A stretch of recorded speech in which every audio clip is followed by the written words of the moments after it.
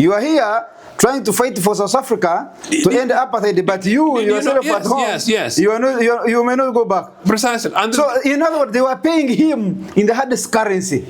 And guess what? To broaden your context, the anti-apartheid struggles then meant that Obote was the official spokesperson for the top group of 4, where Oliver Tambo, Oliver Tambo. Johannesburg International Airport is now OR Tambo. Yes. Oliver Tambo, These are my presidents. Oliver Tambo, Julius Nyerere, Kenneth Kaunda, and Milton Obote. The 4 of them met, and the issue was, this is the lacuna, I mean the mischief, and this is what we want to be able to do.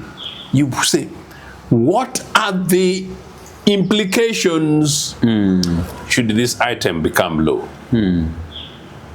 So, in the anti-sovereignty, anti-people legislation, you would say, what are the political implications? You would say, what are the economic implications? What are the legal implications? What are the social implications? What are the diplomatic implications? NRA guys, are we together? Are those the guys? Isn't there? They say, yeah. So we are not together. Those bands again. No, we are not together. So you see, me and you only, we are alone. So those are the considerations to be made. So the fact that every time you're talking about NRA, these buddies come here and start making. Oh yes, because you know how those guys live. They live. Free your mind now. Be part of the People's Pan-African Parliament. The Pan-African Pyramid Debate with your speaker, Andrew Irumba Katusabe. Welcome to yet another edition of the Andrew Irumba Live. My name is Andy Irumba Katusabe. As usual, my comrade, my elder brother, Joseph Ochieno Pintek, a man who has spoken for the dead and for the living. Is that spiritually progressive or not? I have never seen this commitment that you speak for a living man. And when he dies, how many years later now? 20 years, 21, 20 years. Obote has died 20 years ago. Yeah, it's a long You are time still speaking for him. Can you imagine that? Can you imagine? But mine is modest. I don't want medals with blood money. What type of speech I don't want medals with blood money. You know, so for that reason, for that reason, I want to say to you that. But I've also been speaking about Jesus for the last 2,000 years. So mine is modest. Only 20 years, not a long time. So, Otieno, welcome to the show. Thank you, sir. How has been your weekend? My week has been. The other time my leg was sick, it's now. Yeah, I can see now you're going to put on very good shoes now.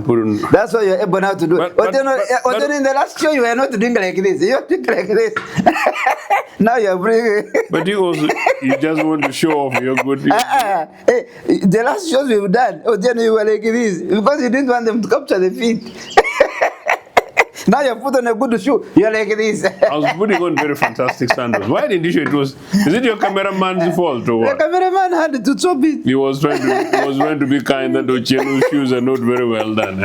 Well, my shoes are done, yes. So now my legs are okay. But I just need to make sure that I'm able to afford proper walking shoes. Had I gone to Otieno also become purposeful on doing exercise. I do exercise. I always ask my guys here in the gym, they don't see you. I don't go to the gym. My exercise don't include. Because I told them when you see Mr. Otieno, please allow him in the gym. So can I go to the gym today? Anytime. Your offer is open. Now you're exposing me to the world that I'm lazy. No, I do. Yesterday I ran from 5 a.m. up to 8:30 p.m. and I passed through your areas there. I don't want to mention your areas, but they started from here. I ran all the way. So you could even be our commander in the bush. So you still have energy to go. Kira, then Kungu, then Chanza, then back. And I'm here now. But my point is strong enough to become a commander of sovereignty. Sovereignty bill? No, sovereignty. Sovereignty? Yeah. That's sovereignty? Sovereignty, yes. Yeah, I can. Good. Given an opportunity. Bambi. Talking about sovereignty, let's talk about sovereignty bill. Sovereignty and sovereignty bill. Otieno, Yesterday was the last day, I think, for receiving ideas to this bill. The country for the last, since 1962, when we got our independence, 40 years later, in particular I'm talking about this leadership, 40 years later, they are realizing yesterday that we were not sovereign enough. We need to protect our sovereignty. We were weak. The laws, Trump can use our laws. There are loopholes. Trump can use our laws to come here and penetrate and train people. Bad people. Yes. And those people he trains can work against the sovereignty of Uganda. So this law is meant to strengthen that. The moment you see Trump's money from America, arrest it. Ask the owners, where were you taking the money? What was the purpose? Blah, blah, blah. If they don't have good answers, that money becomes the property of the state. The government will confiscate it and use it. It was meant for Otieno. And using it for what? It was meant for Otieno, but if Otieno has no good reason to defend it, the government will not take it back to Trump. They will confiscate it and use it to their advantage. So this law is coming to help defend the country. What are your views, sir? First of all, you had told me last time that you were going to present also. Did you? Let's begin with that. You were supposed to present. You know, Obote died 20 years ago. Yes. NRA has been in power for 40 years. Yes. How NRA has managed to sustain power for 40 years, I have no clue. They are wiser than Obote. No clue. They are wiser than Obote. I could even leave that for you, that they're wiser than so that they enjoy anybody else, especially that they use their wisdom. In their wisdom, they'll do anything necessary to protect their regime. Cling on to power. Obote was not like that. But I don't know what NRA has done right. This anti-sovereignty legislation. Sovereignty bill. Where are you getting the word anti? Completely anti-people legislation proposal, if ever passed. It is the worst, I have said. Certainly it's the worst legislative proposal since Article 269 that banned political party operations. So it's completely anti-people, but I'll not go into the legalese first. I want to say this. To the extent that I made a written request on the 23rd. They said the closure for making requests was the 24th.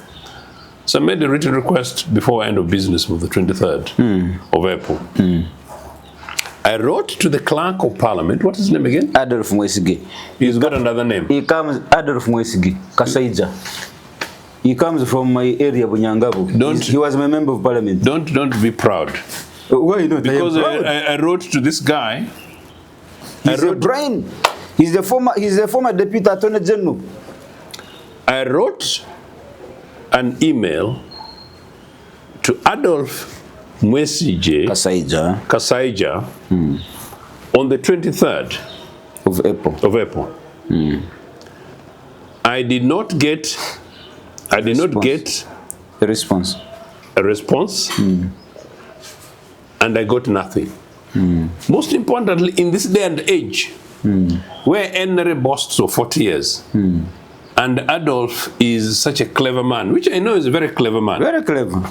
How can it be that in this modern day and age, since NRA came with technology from the bush, nobody in Adolf Mwesige's office has got capacity to do a default in which official correspondence like this, you get at least an automatic acknowledgement that your message has been received. Clerk to parliament. That parliament, UPC opened and started it. Parliament, we're the guarantors. That parliament was opened by 1952. UPC. That's correct. 1962. when the colonialists left, they yes, and they handed over to you. The founding leader of that parliament is the president of the party for which I speak, Dr. Milton Obote. That parliament. You say was, not is. Was the and he's always been the father of this nation. Number two, there was another email address given, and that email address was of somebody. So two email addresses, assistant, some of you or somebody. Yeah, I never got any response. So yesterday, I got concerned. Yesterday, Tuesday, people were making submissions. I've seen figures, I've seen names, and I'll talk about some of the names that were making submissions and that were provoking me. So when I then started making inquiries, I got a number for the clerk to the committee, the one Guma, and I must admit, he was a fantastic guy. Busy, he responded to me very quickly. And Guma told me that, look, they're closing submissions today. In 40 minutes from now. In sort of like 40 minutes, you're right? But it could be extended to about an hour if you can find yourself here. Yesterday. And Guma is also saying that, look, there are 4 people, 4 groups that are still pending. Once the governor of the Bank of Uganda finishes making his submission, then you can join those people to come and make your submission. But now, I'm in the other end of rural Kampala with very crooked NRA roads. I would have to take 20 minutes to reach Nigeria. And then go into those terrible roads. In other words, to take me 2 hours to reach Parliament. What time was that? It was about 4 something. That's 4 something. That's already a jump. You don't use a car. That's a jump. You should have jumped on a border. But jumping on a border without my red UPC thing, it would be treasonable. No, you put it on, but you jump on a border, my friend. At that time, you can't use a cat town. But not. That's right. That's right. And there's no NRA. Just jump on a border. And there's no NRA power, so there's no guarantee that I would even have ironed. I would have an iron shirt in my wardrobe. No, you should always iron your clothes. There are people who wash. I am a busy man. Clothes. Then on the time of living, that's when they are getting an iron. That one I don't allow. But that is organization. That could be a wardrobe. Wash your clothes, iron them, keep them. I'm not an ironer. I'm president. Should be president of UPC. Come on. Okay. But I iron my clothes anyway. So do you get the point? You get the point? So what am I saying? I made my submission. I have not got a formal response to date. The thing was closed. And then at night, also, this guy, Guma, for the record, says that, you can now make a formal written submission. Send it. At that time, where do I get the head? Unless I have a head like NRA people who go to Chenkwazi, who get special engineering so that the heads work slightly faster. Where do I get a head at that time very quickly to go into Chenkwazi engine so that I begin? Okay, so now the point is, the gist of the matter is that you did not submit, although you had. My email has got sufficient content to make a contribution, and I told this guy that in the unlikely event that by midnight I don't write a memorandum of 32 pages. 32. Well, of course, my submission would be equivalent more than that. If I was to make a verbal and oral submission. Anyway. But these NRA guys need to have their heads open up. Do you know the person who dreamt about anti-sovereignty plea? These guys need to be taken either to a shrine for our gods or Rubaga Cathedral to sit where basically would have sat when we were praying for him, but the prayer never took place. I told this guy that make sure that my note and request, because I copied my email and I put it on WhatsApp message for him to be taken to the committee.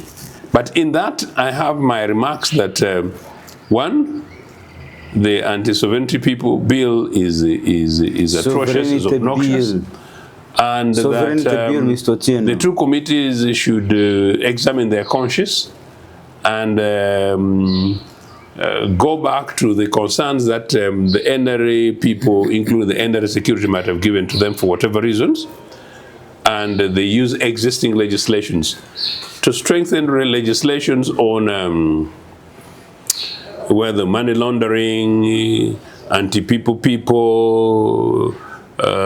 political parties and organizations legislations. There are also computer misuse, things like there's sufficient provision within the statutes today to be able to cater for anything that would concern the state that you refer to, which is threatened by Donald Trump's money. You know, and I conclude therefore that short of that, this anti-sovereignty thing is so anti-people that the committees must reject it. So I want in the entirety. But before you ask me that question, I want to say this as part of that introductory link, and I know we're going to be very brief today. The fact that you see, as I was talking to this guy, the governor of the Bank of Uganda was submitting and opposed to this thing, tells you that this country, for you cross the road here just by luck, you're on your own. Ask me your question. In the 32 likely pages of your submission, give me the key points, the key ingredients of your argument against the bill. Let's now inform them through here. What were your arguments? The anti-sovereignty bill. The anti-sovereignty bill redefines your key arguments. Redefines sovereignty. Sovereignty is part of the people, and actually put it in my emails, part of the people. And these people's attempts is to redefine sovereignty and claim it and give sovereignty to some dubious NRA cadre minister of internal affairs. I reject that. Number two, the idea that money from outside Uganda, from people who are not Ugandan citizens, you know, makes the Ugandan receiving it as a foreign agent is obnoxious and basically silly. And I'm using the word silly very deliberately. Look, the Kampala regime, Mr. Museveni's regime, has received more donor money in the last 40 years than any other regime in living memory. Once upon a time, up to 54% of our budgets, national budget, 64, you know, possibly up to 64%. The money, our national budget, they always hope to get more money from the outside world than the actual money locally made here. So the budget is always in the hands, mainly 64% in the hands of donor money. Thank you for giving me those figures to reconfirm my point. So that's so the government itself will be a foreign agent. This regime is a foreign. No wonder Obote called Mr. Museveni's regime a Nyampala regime. Nyampala. Nyampala, what do you mean? Head boy of somebody's worker. Yes. A Shamba boy. The head of the workers for imperialism. A Shamba boy. Kampala, no, head of whatever for imperialism. A manager of somebody's yes. business. So you are working. So you are managing on behalf of. That's correct. So you Ugandans, you're basically equipments of imperialism, and the Kampala regime is the Nyampala. Has been the Nyampala on their behalf. Is the supervisor. But what Kampala regime doesn't want is now so jealous, they don't want any other Ugandan to touch a little bit. So meaning that even the money from my local church in Hornsey, North London, where I found myself when this band chased me, you know, they decide to choose to say, Bambi, we want to support some of the people around Janandum. In fact, a Reverend Townsend, an Anglican reverend, I'm Catholic, but I stand at both of the churches, a Reverend Townsend, was a friend to Janani Loom. So when Townsend met me and we engaged quite closely, he was very passionate, very emotionally attached to Uganda, and very much emotionally attached to. When he knew that you are from the same From the same country. He transferred the love to That's you. correct. And then very saddened that after the collapse of Idi Amin, we had a Kampala regime, another Nyampala regime like in Museveni's, which was sending Ugandans into exile. So that church in Hornsey, in North London, kind enough to send maybe some money to a local church or to a local community in Muchwini, where Janan Luum is buried, you know, that would be a foreign agent, and you need to seek permission from an NRA cadre minister. Tell me how obnoxious that. Number two, while I was there with Reverend Townsend and others, many people from northern Uganda, Minacholi, Lang, and Teso, particularly those three communities, were in their hundreds running away from NRA regime. So we've got thousands, I don't know whether you know this, we've got, in fact, we've got hundreds of thousands of Ugandans In London. who are resident abroad as refugees running from NRA. Yeah? So by this law, those ones will now become foreigners. They're foreigners. If you want to come back to Uganda, you must apply as a foreigner. And number two, those ones went ahead and had children, went ahead and got married to men and women. Those are all foreigners. Now, technically, my daughter, Who is in London?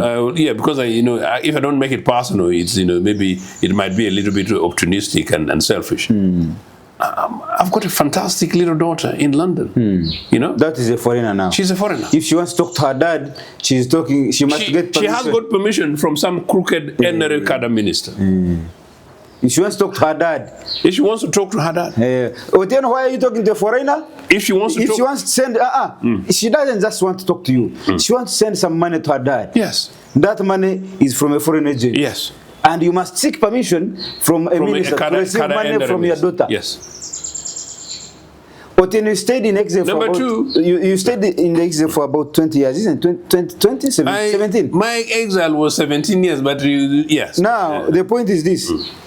In those 17 years, if you had taken exile today, you would be a non-Ugandan, you'd be a foreigner. And if you wanted to return back to Uganda, like you've done now, you'd have to apply like a foreigner.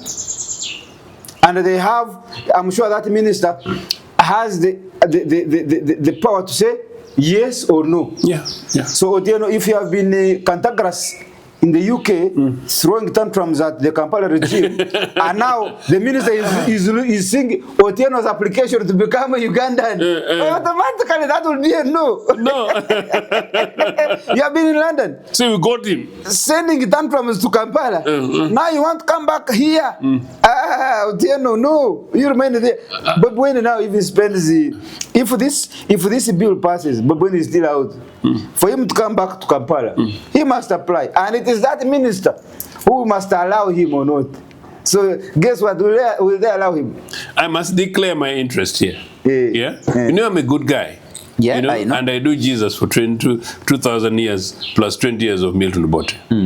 I tell the truth. Me, if by cantankerous you mean saying no to NRA banditry, me I said so in Makerere, I said so in Nagongera, at the heart of Kampala, and I also said so in London and many other capitals. And you have come back again. Yes, so and you in Lusaka, Zambia. So and in Lusaka and in Johannesburg, I would say cantankerous NRA. So I am in trouble on the basis of this. So very soon I'm going to be hosting a foreigner. You will be hosting a foreigner. Except, luckily enough, the law does not work retrospectively. But who knows? A cadre minister must say no, Ochieno. Yeah, it can go back. So that is interesting. But I still want to stick to my daughter. My daughter can't engage her sister. My daughter she wants to come and visit Uganda. My daughter can't engage her nephews. If she wants to come and visit her home, Uganda, she must apply like she's coming to somebody's country, not her country. They allow you apply for a visa like a visitor. And they even ask you, when are you going back? That's your daughter I'm talking about. Yes. Yeah, that's how bad it is. Yes. Now, come on. You tell him I'm here. Let him come here. If you, Joram. Tell him to come here to settle it. You know? Now, Can you imagine your daughter applying for visa to come and see her dad? Even on the visa, they are asking her, when are you going back? I'll tell you something else. So beyond my daughter, I've told about the hundreds of thousands of Ugandans outside. Beyond those hundreds of thousands of Ugandans, when Obote asked me to return home in 2004,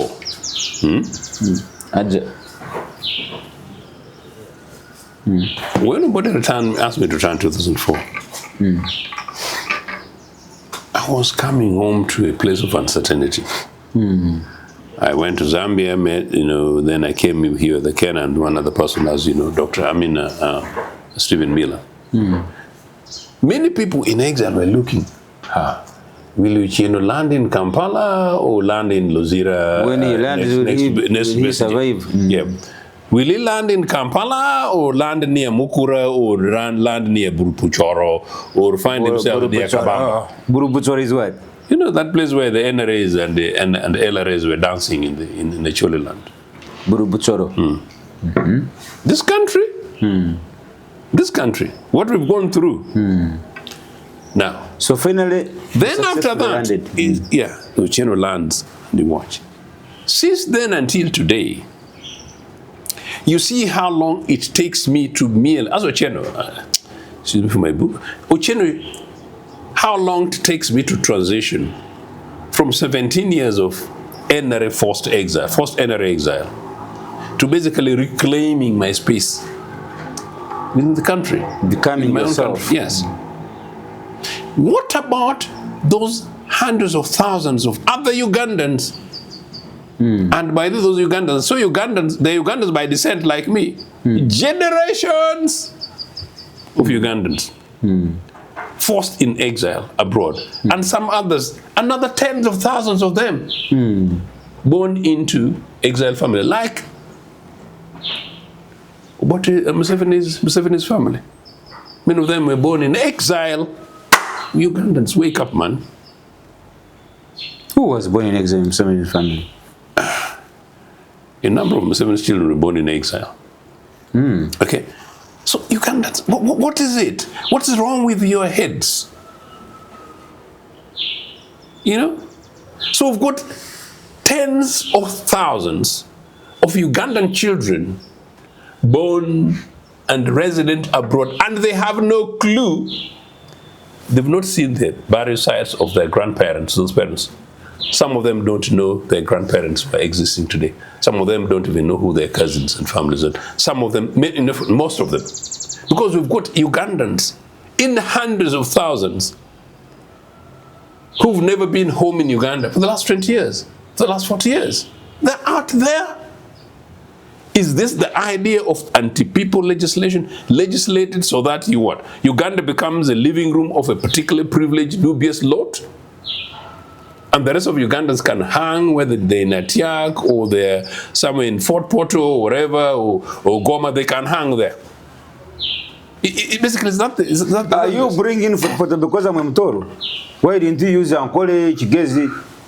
I use Ankole Chigezi all the time, but I'm going to use Ankole and Chigezi very quickly also. Okay. And I will tell you why. Your producer is a fantastic young man. That one is a Muvandi N11. He's called Kamuntu. Hey. But just as we were starting, I was telling him that, well, one of the most decent Ugandans I know who worked in my president's office was Ephraim Kamuntu. This is Ephraim Kamuntu of Museveni? Ephraim Kamuntu, no, Ephraim He has been working in Museveni's government, that's why I say Museveni. Ephraim Kamuntu. Okay, whatever. Ephraim Kamuntu was ambassador extraordinary plenipotentiary in the office of the president. That means an ambassador of more than one country. He sometimes is assigned other special duties in other countries. Ephraim Kamuntu. So that is a powerful person. Yes. Plus many others. Where they given special assignments. That's right. Outside your ambassadorial roles. Extra. Those were the few advisors to Obote. Obote. Milton Obote. Now, Henry Museveni has got presidential advisors in hundreds. There are 120. I saw a list doing the round saying that Ezra Suruma is one of the top with only one horn. By the way, is that true or is it fake news? I don't know. I will need to cross-check. But he's educated. Guy is a professor. And who has not gone to in classroom? I mean, he's a professor and he advises on finances. He advises on finances? Yes. So you're now saying Suruma, with the 100 million shillings per month, Ezra Suruma advised Mr. Museveni that this anti-sovereignty legislation is going to be good for Uganda's economy? Yeah, you don't mix me with what I said. He advises him on finances. Is this bill about finance? This bill is different. In fact, those in finance, including the Bank of Uganda governor, are opposing it. So I suppose also Suruma, doctor, is also opposing it. You know, for you... So Suruma should go and advise the president that, Mr. President, this bill is going to touch our finances very significantly. So don't say he's among those he's among the proponents. No. My point to you is that if Suruma hasn't yet advised Museveni, then he's not doing his job. Then Suruma is not doing his job. And we are paying him 100 million. Then your 100 million shillings is going to yours the West every month. Number one. Number two, on this context, when I was bringing Ephraim Kamuntu legislation, you know, I know you are a studious guy. By the way, you're very smart. Thank you, sir. I know you are rushing also somewhere today. I have exams at campus. Not say that I'm also smart today. Yes, smart man. But I have exams at campus at 2 p.m. Yes. So we don't have much time to talk. You know, after doing a lot of journalism in my head for about 16 years, now I want to go and try law. I'm officially a student of law. You're doing very well. So I want to mix journalism. A journalist must be a smart man with law now. Then you will see fire. You will be... Give me 4 years, you will see. Good enough, I'm your friend, so I'm safe near you. You will see. I wanted to go and do law, too, because it's what I missed in my career by 0.2 of points. But also, and it's a bit of another story. So, good luck. No, first finish it. It's very important. Good luck. So, in Obote's time, in a normal government, legislative bills are brought forward because there is a mischief to cure. At that stage, there really must be considerations and consultations. Anybody who's worked in an office, and that's why it's good to work in an office, you know, where possible. UPC will create jobs like nothing when we come into government. When you write reports, they're usually the bottom line pits. If you're sensible, well-educated like you are, you know, and I don't know, NRA people, they're not bad. They go to Chankwanzi I promise that I will make Chankwanzi University. You know, something like this, you say, okay, this is the bill. This is the lacuna, I mean the mischief, and this is what we want to be able to do. You say, what are the implications should this item become law? So, in the anti-sovereignty, anti-people legislation, you would say, what are the political implications? You would say, what are the economic implications? What are the legal implications? What are the social implications? What are the diplomatic implications? NRA guys, are we together? Are those the guys? Isn't there? They say, yeah. So we are not together. Those bands again. No, we are not together. So you see, me and you only, we are alone. So, so those are the considerations to be made. So the fact that every time you're talking about NRA, these buddies come here and start making oh yes, because you know how those guys live. They live. Every time you're talking about something bad NRM is doing, like a bad law or something, those buddies come here and start making noise. I talk about NRA, not what they're doing bad. You know, if what they're doing is bad, it doesn't matter for them and their bads. But anyway, but you're right, actually, that's very interesting. It is interesting. I have been observing. Every time you're discussing something bad NRM is about to do, those buddies come and agree. They make noise.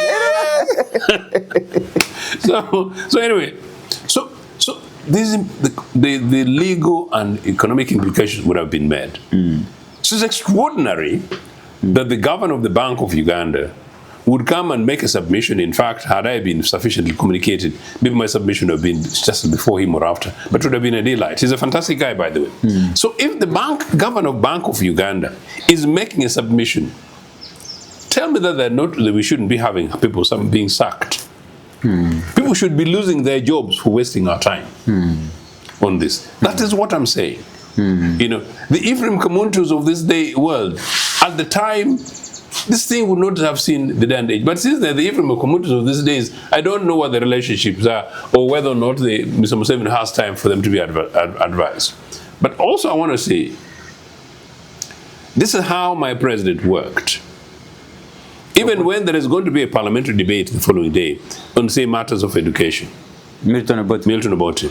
What I understand would happen would be the day before, after they've left work, you know, they would normally go back to Kololo, which is usually his tradition, that every evening he returns home with a couple of ministers and other people to meet other guests and things like that for supper. So he was staying in Kololo or Nakasero State? Kololo. Oh, Obote never wasted your public staff. Yeah. Obote, Nakasero was an office for Vice President Mwanga. He used it. I listened to Obote too. State House was for functional state duties. He rarely stayed in State House in Tebe.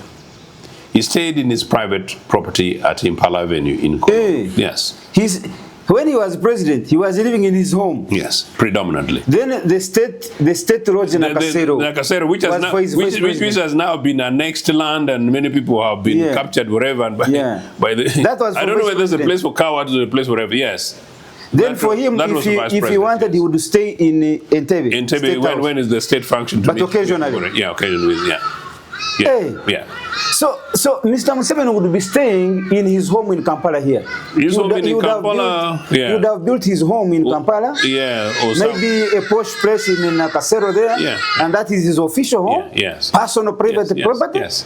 Then when he wants, when there is a function, a state function, he meets you or some delegates in State Lodge, Nakasero, or State House Entebbe. Yeah. But otherwise, most of his time he would be in his, like even his children, Muhozi, Natasha, so they would have grown up in their father's home.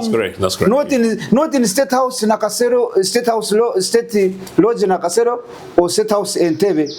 Now those children have no home in Kampala.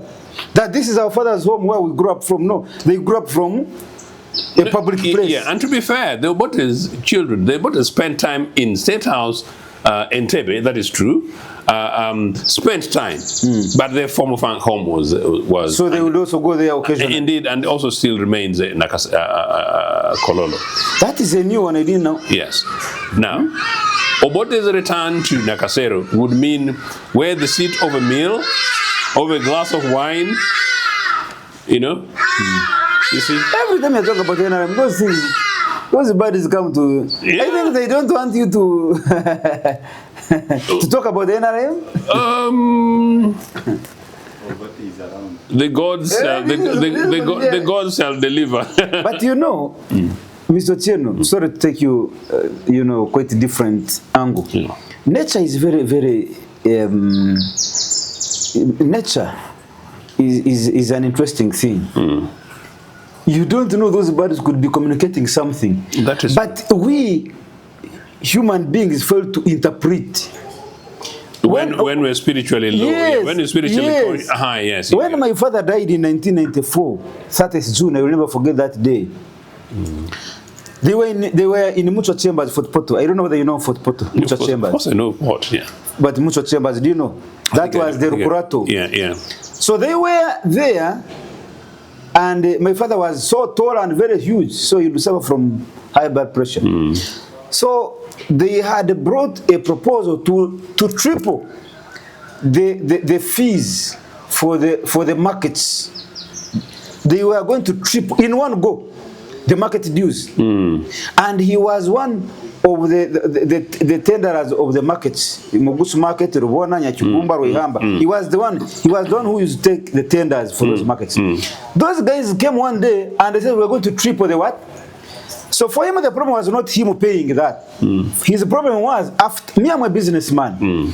If you charge me 3 times the normal price, I am also going to charge 3 times the traders. Yes. The traders 3 times because I have to recover my money plus profit because it's a business. Yeah. Now his argument was that you are not doing this to me, you are doing this to the traders. Please, I have the money to pay you. And from the traders, eventually to the sovereign, meaning the citizens, yes, who eventually will be, the traders will also pass the cost. I have the money to pay the 3 times triple. But does that local person, this tomato seller, onion seller, eggplant seller in the market have that 3 times the triple, the cost? So his argument was no. Let us go gradual. They said if you don't want to buy, you leave later. You know, remember it said it's bidding. If you don't want to let another person in. So in that heated debate, he lost his anger. He was a man who was very passionate about humanity. He collapsed and died. In the meeting there. That's what killed my father. My father never fell sick or nothing. He just fell down because of high blood pressure, trying to defend people.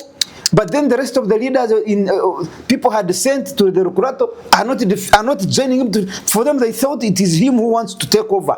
He wants money. But he told them, no, me, I can pay this money, I have it. But I'm going to put this money on the what?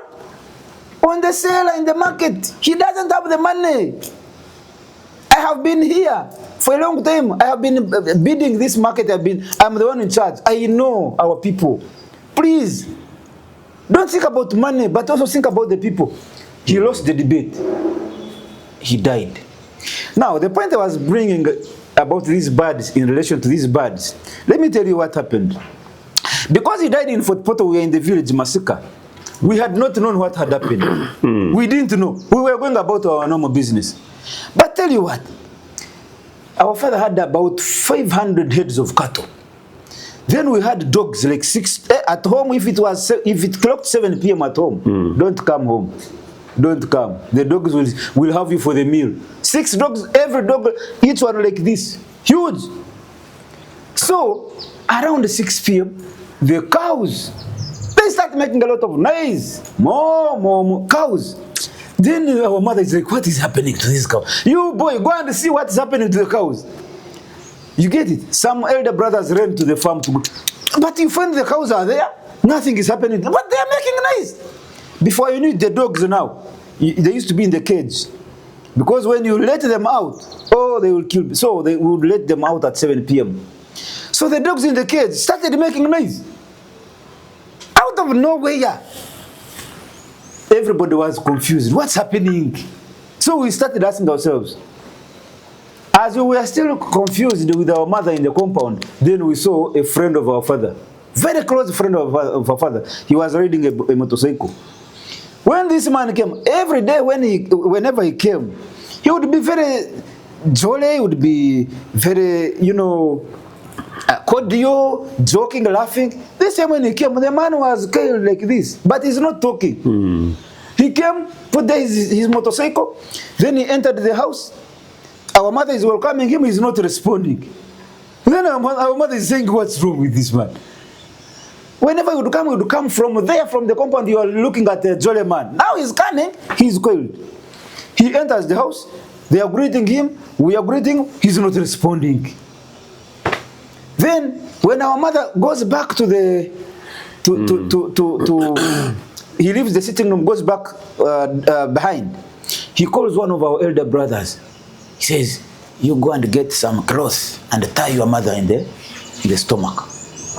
You know, like get something, tie him in the stomach so that she's able to sustain the bad news I'm about to give.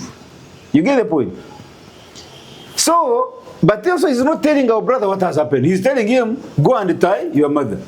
So he became suspicious. What is happening? Now, as he's tying her, then we started hearing our neighbors crying. But they are crying, they are coming to our home. We don't know what is happening. The cows are crying, the dogs are crying, and now our neighbors are crying, but coming to our home. When they come home, they say, you don't know what has happened. I said, no, what's happening? Then one of our neighbors, the elderly man, starts sending boys to bring firewood. Firewood. You know the village homestead. They went there, they brought fire, they put there. It is at that point that this man, without announcing, starts crying also. This man who came to us, he starts crying. When he starts crying, now everybody starts now sensing what has happened. Then all of us started crying. But I was in P4. That was about how many years? I think P4. I'm about 10 or 12 years, something like that. Long ago, we used to go to school late. Like me and now, I joined the P1. I think I was about 7 years, 7 or 8. We used to go late. Not like today. 2-year-old, they have taken him to do what? To the school. 2-year-old to school to do what? So for us, we started late. So now we started crying. But the bottom line is nature. The animals, the dogs, even the chicken at home. These the hens, start scrolling non-stop, uncontrollably. The hens. So whenever you look at nature communicates. We never joke with nature. Our father in the village never allowed us to kill snakes. Unless you have found it in your homestead, that's when you kill it, because you know now it has come during the day. You have seen it. Once it starts visiting there, it will not stop. So another time it may come at night. You step on it, then it kills you. So that one has become an enemy. But you find a snake in the bush and you kill it. He will ask you. That is its home. You have found it in its home, you are the intruder, not the snake. You have gone to the bush. That is the snake's home. For you are calling it the bush. But that is the home to the snake. You have killed it. So where do you want it to be? Do you want it to be in the air? Do you want it to be where? That is its home. So he would discourage us from witch hunting those mammals. You don't kill it unless it has attacked you. You get it? And normally, by nature, these snakes normally, when they hear you, you will see it running before you reach it. So it tells you, it has seen you, it has run away. Now you are running after it to kill it. Did you want it not to run, to wait for you, and it bites you? Because it has run away. Why are you chasing it? You wanted it to stay, wait for you, and bites you. So there are many things I learned from my father. So when I see these birds, every time we are going to talk about NRM, the first signal you get from this bird is, please don't make noise for us. Did you hear? Please don't talk about NRM. What are those birds? Are they vultures? Yes. You know what vultures They eat do? carcass, yes. You know what I'm saying? They eat carcass. There you go. And you know a carcass. Let's go back to I your am point. very, very sorry. I brought that for you to understand. I'm Nature. very, very sad and very sorry. And, You see this and please accept my condolences. it's okay. Yeah. You see this Lake Victoria here? I was telling me I'm a Pan-African, you know. Nature communicates, we fail to interpret. This Lake Victoria here spent many years, people encroaching on it, and the leadership was doing nothing. The people who are supposed to protect the environment, they are the ones selling plots in the lake, selling the showers, the showers on the Lake Victoria. After many years, what happened recently? Do you remember what happened? It came on them and it swept every stupidity from their showers. Lake Victoria. It claimed its own banks. Yes. It entered into people's houses and they relocated. It fought for itself. That's communication. Hey, I don't know whether you remember. That is the time when Lake Victoria decided not to listen to anybody. I do. And it came and fought for itself. And up to now, they've never gone back. That's nature. I was in Tanzania, Mwanza. You find somebody has built a house, but there was a stone, and that stone is inside his house. They tell you, live with nature, don't live against nature. In Tanzania, Mwanza, I was there with Honorable Alex Ruhondo for Puto. Go and ask him. We visited people, and every time I asked, why? He said, no, here we are trained to live with nature, not against nature. If you live with nature, nature will look after you. If you live against nature, nature will destroy you. So this stone, by the time I came here to put up a house, it was there, I found it there. Where am I taking it? People have built perimeter walls around their houses. Inside, along the perimeter wall, you find a stone. Instead of removing it, they build around it. They don't remove the stone. They simply attach their bricks, then they go, they leave it there. Maybe that's why Tanzanian economy might turn around and outstrip Uganda's economy and become amongst the top highest in Africa in 10 years when when Ugandans are still being anti their own citizens abroad in the name of this sovereignty. For me, my elder, when I travel, you know, being an investigative journalist, me, I pick interest in things that people don't pick interest in. Or do you know, when I am here, I look at things that ordinary eyes do not see. And those are the things that me, I pick interest in. And those are the things mainly I may read about, or I may remember. Those small things you ignore are the things that I pick interest in. I was in Burkina Faso. I saw what it means by preservation of our traditions and cultures and norms. Yes. You find something as old as 5,000 years. Here in Uganda, it's very hard to find it. It's very hard. You enter a kingdom, you see your ancient kings, how they lived, the chairs they sat. Yeah, the chair is there. The first king, the ancient kings. Here, maybe the kingdom of Uganda may preserve a few and a few of the other kingdoms. But these days, I'm also hearing that some kings are also business people. Yeah. But beyond that, when you come to our Kampala... Traditionally, if you're a king, traditionally, culturally, kings were guarded by shields and spears. They have their own guards. Yeah. Today's kings are being guarded by guns. Guns of who? Our current leadership here. But Mr. Museveni has enjoyed, really enjoyed sovereignty. For me, when they come and find Special Forces Command, SFC, at the wall, the perimeter wall of Toro Kingdom, perimeter wall, and there is no guard with a shield and spear, but there is SFC with a gun, with a uniform. And you know that you are stupid, you're hopeless. You don't know you don't know what even you're doing. You don't know. You're pretending to be knowing, but you don't know. Because the first sign culturally of your security is the spear and the shield.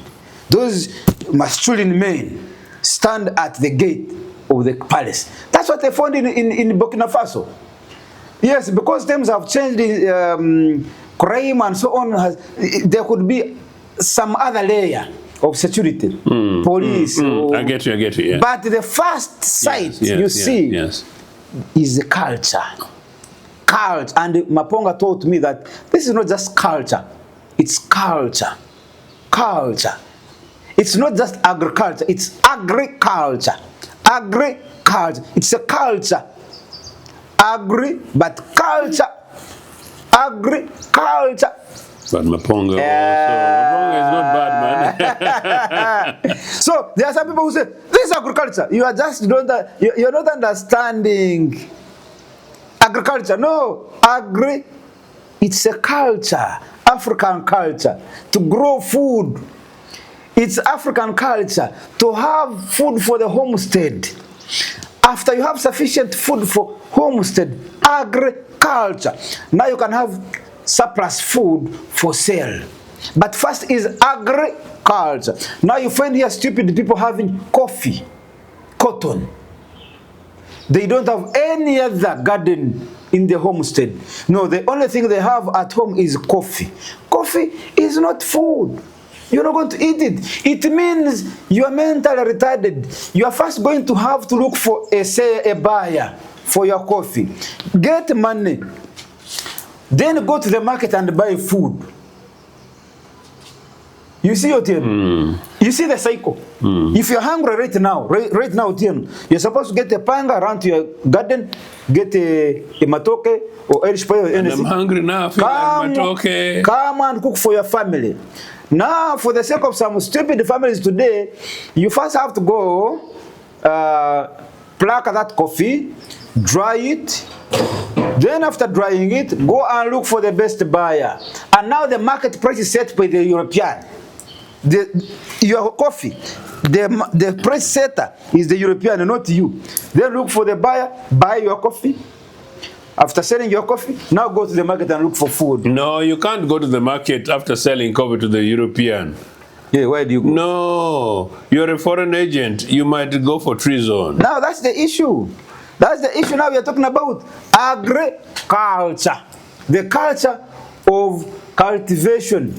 So in the African coffee context. From Europe, you need to go to an NRA cadre minister to allow you to receive. Who sets the price in consultation with the European market? But whatever the case, the money, when the money comes, it's got to go to his coffers first. Yes. Anyway, I took you there, but it's very important. It's very related. Let's go back to your sovereignty bill. So I am being undermined that as an example who was nearly a sacrificial lamb you would present on behalf of the people who were exiled by NRA, politically exiled by NRA. So instead of our people seeking to return as they continue to engage with the home, we are discouraging them. Number two, instead of friends that our people have made, cultivating interests and investing in Uganda, both culturally and otherwise, you know, we're discouraging them. And then finally, the Ugandans who left this country away from the politics that NRA subjected us to, the Ugandans who left as a result of NRA's economic incompetence, and these are people who went for Cheo in Europe and Cheo in other places. Together with the Ugandans who were forced out as exile, they contribute 2.5 billion US to Uganda's GDP.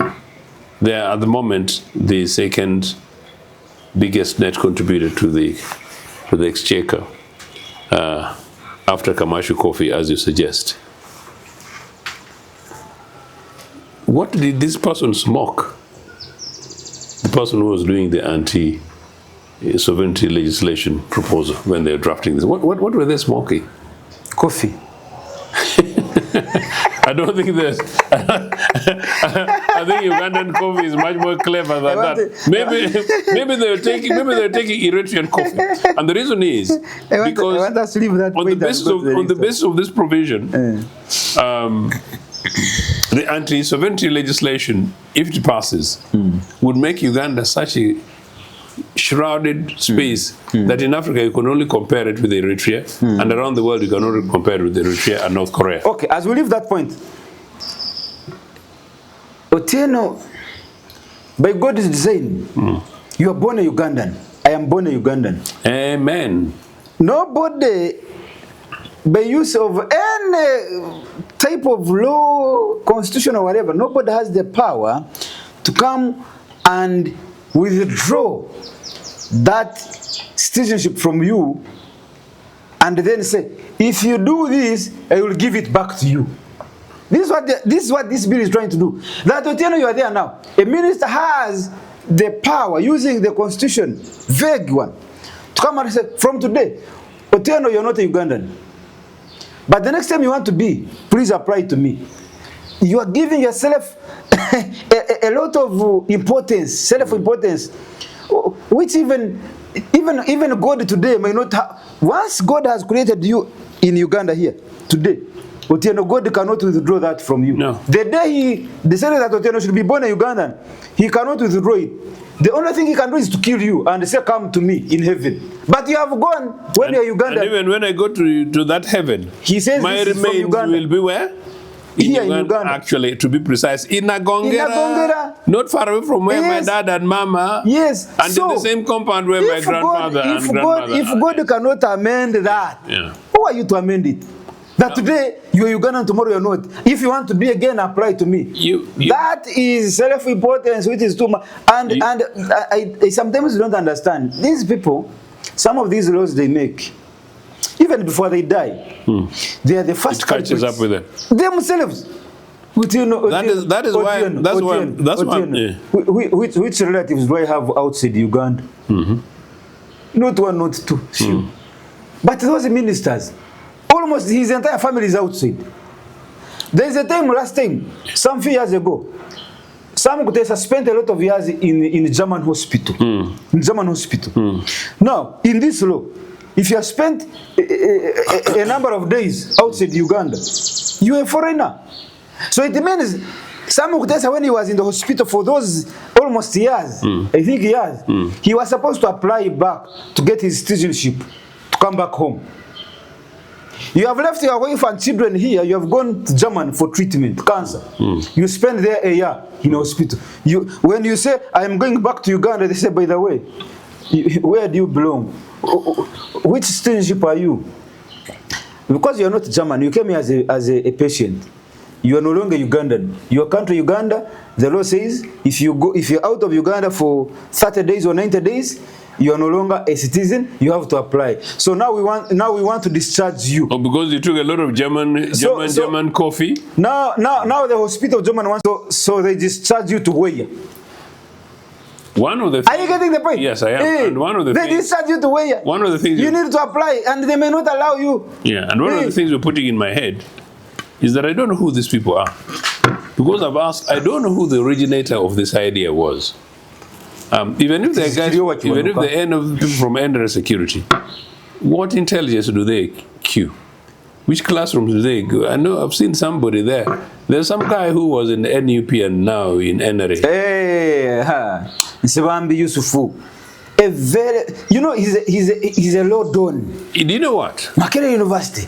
If I was to grow up again and seek to study law, and I found myself with that guy, and I'm being told that Ochieno, for you to become a lawyer, this is your lecturer. No, I would go for priesthood.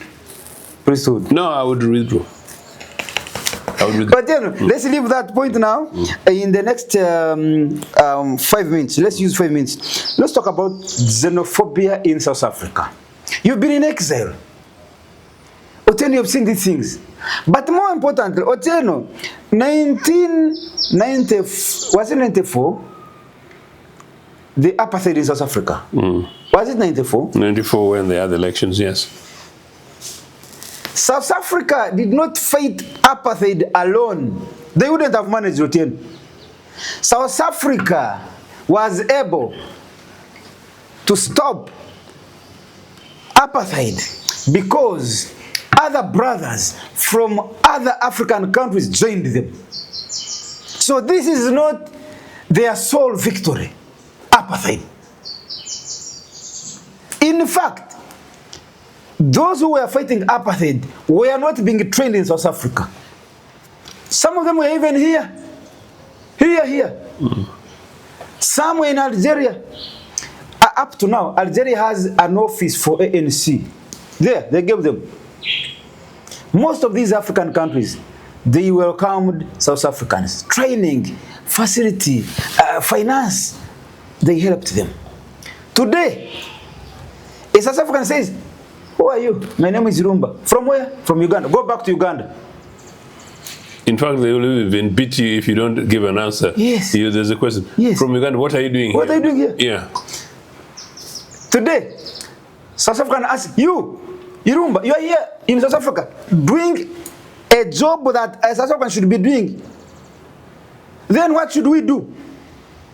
You are here extracting money from our economy, taking it to your country. A South African arguing, Ochieno, you are here in Uganda. You know MTN. Do you know MTN? I think maybe actually should we? You think? Yeah. Let's go slow. Do you know MTN? Yeah. Where does it come from? MTN. Do you know Stanbic? Do you know Umeme that has just closed yesterday? What is the origin? You know this company making beer, alcohol, this side, ginger there. Where South African companies in Uganda are extracting trillions of money more than Ugandan businesses. And you look at Stanbic Bank.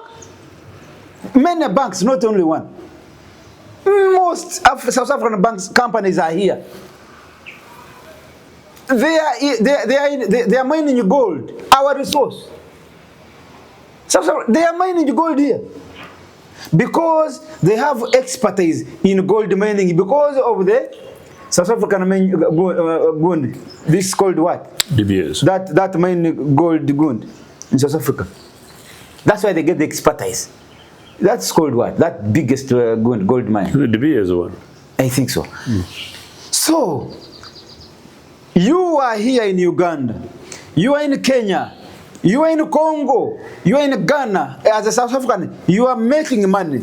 But you don't want a Ghanaian to come to South Africa to live.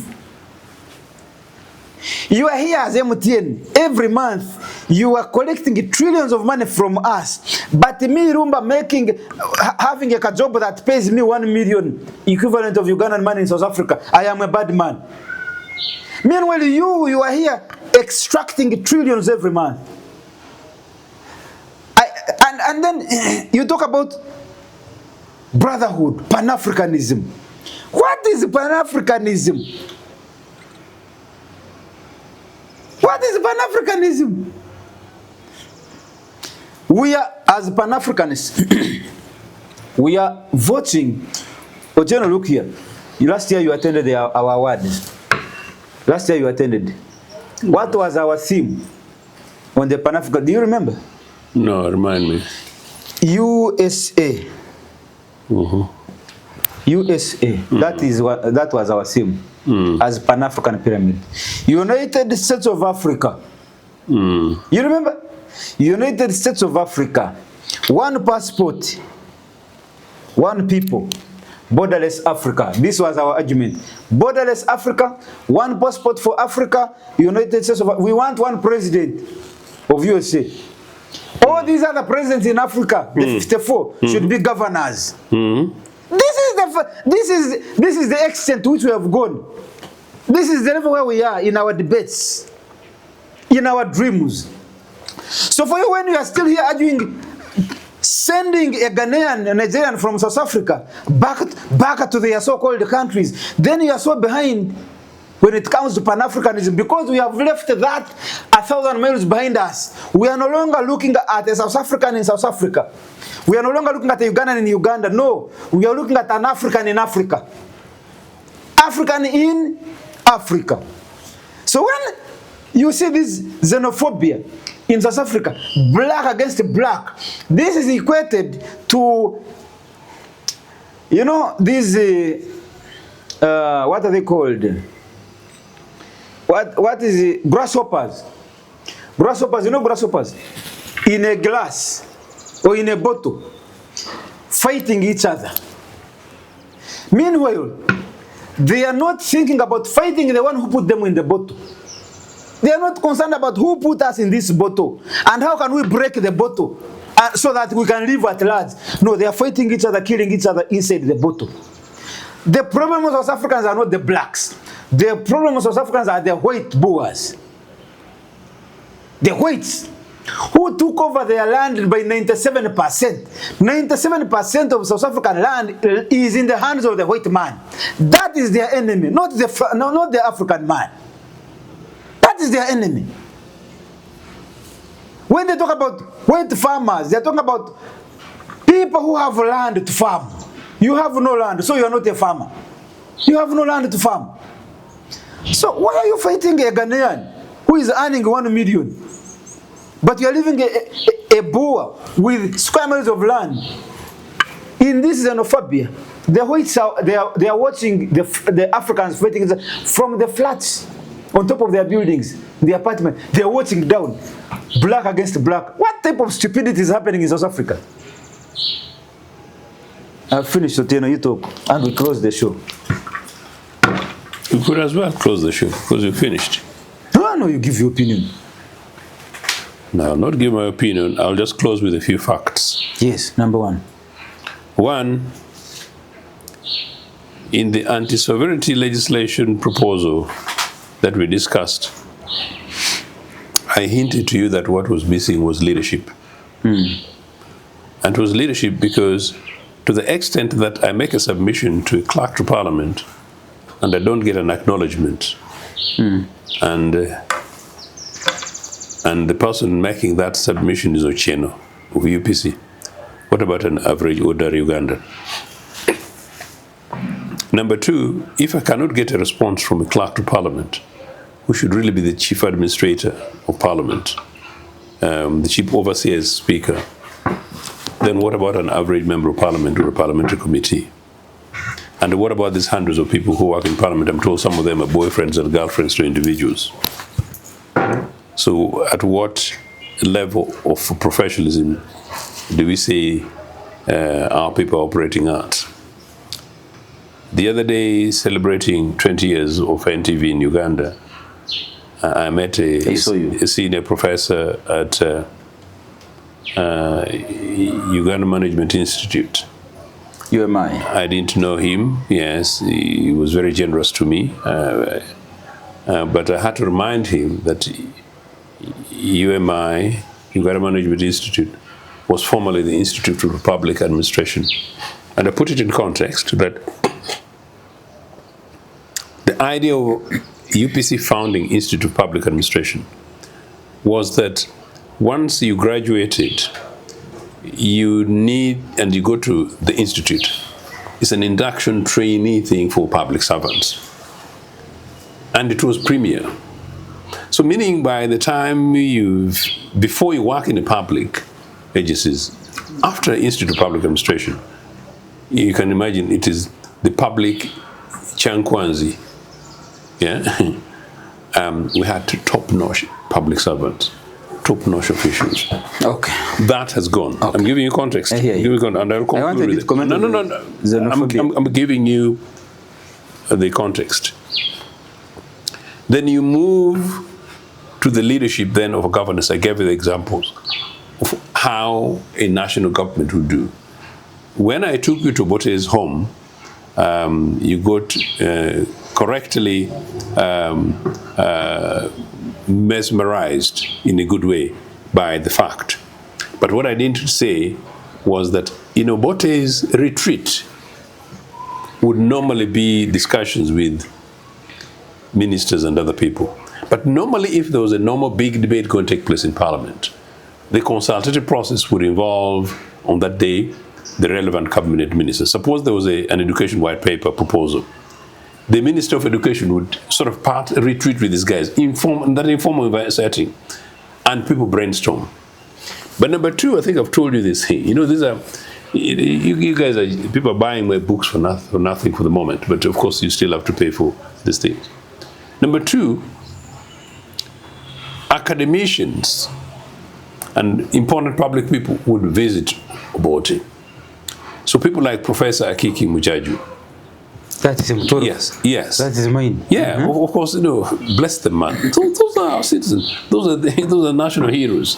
You know, their input is in terms of informal conversations. But then, most importantly, Mama Mira will tell you that in those kind of arrangements, student leaders would come in. So you can imagine someone like Yanka Muntu having a privilege of joining us over a dining table with the president, dinner, and whatever kind of dinner. Yes, and so young man, whatever. So you're seated there, but you're being initiated. You're learning. You're learning. Material is pumping, and then I'm told, old Milton will then go ahead and say, "Young man, what do you think? What are your thoughts?" I'm saying that at the end of this, you realize that there has been a national pot of beauty and ideas. So by the time you go to the Legislative Assembly, you know, is power. That's how governments operate. Fast forward, absence of leadership nationally, where you then come up with this. And then the most humiliating thing as part of this thing, we are winning. Yes, we're winding, I know, was the fact that you find the governor, you find the governor, you find the governor Bank of Uganda coming to a committee to critique and submit. Why hadn't they been approached earlier? Why actually, they would have done some backdoor discussion. That's my part of my point. But because of time, I'll wrap it. So he, Makere, and that place. Now, fast forward then to Africa. Africa. Yes. Xenophobia in South Africa. Yeah, and that's what I'm trying to take it. Where is Mr. Museveni's 40 years as a ruler of this country and is supposed to be Pan-Africanist? Have you had a comment from Mr. Museveni? Have you had a comment from African government? It is shockingly unacceptable, whatever is happening in Boer South Africa. And in any case, I hold this regime responsible for selling Uganda commercial banks sovereignty. That's anti-sovereignty. This NRA bunch sold Uganda commercial bank to apartheid Boers who are now chasing our Africa and South Africa and turn it into Stanbic. I can go on and on. So now you see where I'm going. Fast forward, 1961. Nelson Mandela's last visit to UK before going in and then he's being arrested. He met with Milton Obote in London, yes. Part of the commitment to boost your point is that when we come into government and was really confident that we're going to have independence in 1962, what was whether we were leaders, whether we formed the government or not, because we're now African government, we were committed to providing all the necessary support to anti-apartheid activism, the ANC, but specifically that as a government would provide passports for ANC members, leaders, and guerrillas. And we did. Hey, Uganda provided passports. From 1962. Obote? Yes. Number 3, for your information, the most revered president of South Africa I respect, away from the governing president, away from diplomacy, is Thabo Mbeki. Thabo Mbeki. Yes. Thabo Mbeki, I have it on clear authority, would walk in and out at any time when he was in London to Ugandan High Commission in London. Authoritatively, I get this from Shafika Rain, who was our High Commissioner to London. Shafika Rain had this instruction from Milton Obote. You know, Obote took government, as recent as Obote took government, forget about the 60s first, that you don't need to consult Kampala on anything that the ANC members and leaders want unless you don't have it. Hey! Yes. This Milton Obote deserves an award, a Pan-African award. Of course. He contributed a lot to the fight against apartheid in South Africa. So some of us these days, we even beg to make a courtesy call to African embassies. And I'm saying it very deliberate, and some of them know what I'm saying. The Mbekis walked in and out, including, of course, with a huge amount of money, for money. Obote told you, yes, he said, you do not need to contact Kampala for anything ANC wants unless you don't have it. Unless you don't have it there. And they did. Now, in Mbeki's inaugural speech as president, South Africans need to listen to this, you know? South Africans, listen to this. Mbeki said, people talked about the sacrifices South Africans had. People died and everything else. But amongst them in his speech, I've got a written speech somewhere, he said, even governments were overthrown. Mbeki's inaugural speech, which government was formally known directly overthrown, except yours and mine? The Obote government? Yes. So Idi Amin was used by Israel, yeah, and Anglo-America to overthrow Milton Obote. One of the reasons was not about our economics, sovereignty, power, but his support. The other one, yes, and then the liberation struggles in Congo. But precisely because at the overthrow, Obote was in Singapore to push as the spokesperson for anti-apartheid movement. Why? South Africa and Zimbabwe. Hey, Obote was in Singapore as the chairman, No, spokesperson, yes. the spokesperson of, yes, for the of anti-apartheid move, I mean, frontline states, yes. he was the spokesperson Yes. for the anti-apartheid movement. Yes, coming there in Singapore, because the push in Singapore was that we want to pull out of the Commonwealth unless Britain stops arms supplies to apartheid Boer South Africans and pulls out support for ANC. And when he was in Singapore for that push, yes, for South African to be free, yes, he's overthrown here. He was overthrown here. I mean, yes, and Ted Heath said some of you are not going to go back, may not go back to your home countries. Okay? Who said that? Ted Heath, the British Prime Minister. To confirm. He had already known that. No, of course it was a deal. Heath and using Israel commandos here. He said you may not go back to your country. Some of you may not go back to your country. You know? You are here trying to fight for South Africa to end apartheid, but you yourself at home, yes. You may not go back. Precisely. And so, in other words, they were paying him in the hardest currency. And guess what? To broaden your context, the anti-apartheid struggles then meant that Obote was the official spokesperson for the top group of 4, where Oliver Tambo, Oliver Tambo. Johannesburg International Airport is now OR Tambo. Yes. Oliver Tambo, yeah? These are my presidents. Oliver Tambo, Julius Nyerere, Kenneth Kaunda, and Milton Obote. The 4 of them met, and the issue was, should Obote go to Singapore or not? Left Julius Nyerere. Of course, when I mentioned his name, they were among the 4. You mentioned, okay. No, of course, for you guys, you go to your own mini, you know, okay, yeah. Julius Nyerere, Kaunda, Kenneth Kaunda, Oliver Tambo, and Milton Obote, the 4 of them. Very good, you know? very good. And so in that, you know, the issue was, should Milton go to Singapore or not? Because the intelligence was that they want to push him. And Kenneth Kaunda was to say that, look, Milton, you are our voice, you've been mobilizing all these people. We need you there. So when Obote was overthrown, Kaunda died guilty. Kaunda told me personally in Lusaka, next to Obote's body, my son, it was my fault.